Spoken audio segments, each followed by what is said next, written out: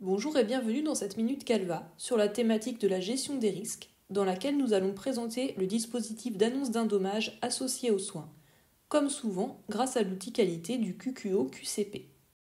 Qu'est-ce que l'annonce d'un dommage associé aux soins ? C'est le processus d'information d'un usager ou de ses proches à la suite de la survenue d'un dommage associé aux soins. Un dommage, c'est la conséquence d'un événement indésirable. Ce dommage peut être la suite d'une erreur médicale, bien sûr, mais pas uniquement. Cela peut également être un aléa thérapeutique ou les complications d'une pathologie. L'annonce d'un dommage est une obligation réglementaire et éthique, encadrée par le Code de déontologie et la loi du 4 mars 2002 relative aux droits et devoirs des patients, la loi Kouchner. Elle s'inscrit à part entière dans la démarche de gestion des risques de votre structure. Pourquoi réaliser cette annonce au-delà du fait que c'est une obligation réglementaire ? Pour répondre aux attentes et aux besoins de l'usager et ou de ses proches, pour préserver la relation de confiance soignant-soigné. Pourquoi mettons en place ce dispositif d'annonce d'un point de vue institutionnel ? Pour rassurer et accompagner les professionnels, dont les professionnels seconde victime, pour développer une culture de sécurité. Et pourquoi est-ce difficile d'annoncer un dommage ? À cause du sentiment de culpabilité et de la peur du jugement des pairs, de la perte de confiance de la part de l'usager, la peur de la judiciarisation. Cependant, une fois ces barrières franchies, le fait d'annoncer le dommage peut apporter un réel apaisement pour l'équipe soignante, mais également pour les usagers. Où ce dispositif d'annonce d'un dommage doit-il être mis en place ? Dans toute structure délivrant des soins. Et le temps de l'annonce en lui-même doit se dérouler dans la mesure du possible dans un endroit calme et accueillant, où l'usager ou ses proches se sentiront considérés.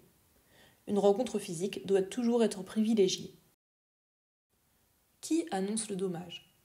Le médecin référent de l'usager au sein de l'établissement, dans la mesure du possible accompagné du cadre du service dans lequel cela s'est passé et ou d'un confrère. L'équipe est constituée selon la situation. Cette équipe intègre un professionnel formé ou expérimenté sur le dispositif d'annonce. Les personnes concernées par l'annonce sont l'usager, qui peut être accompagné d'un proche, ses ayants droit en cas de décès. Il est important de respecter une symétrie de forme, c'est-à-dire un équilibre entre le nombre de personnes reçues et le côté soignant. Cela implique de ne pas toujours accepter de recevoir l'ensemble des proches. Quand réaliser l'annonce ? Le plus tôt possible dès lors que l'état de l'usager le permet, et idéalement dans les premières 24 heures. Et selon la loi, au plus tard dans les 15 jours qui suivent la découverte du dommage. Comment réaliser l'annonce ? Quelles sont les grandes étapes ? Avant l'annonce, tout d'abord prendre en charge l'usager, sans oublier d'accompagner les soignants seconde victime le cas échéant.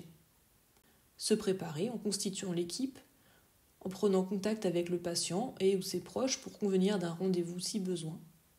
Recueillir les faits, anticiper les besoins, c'est-à-dire les questions de l'usager.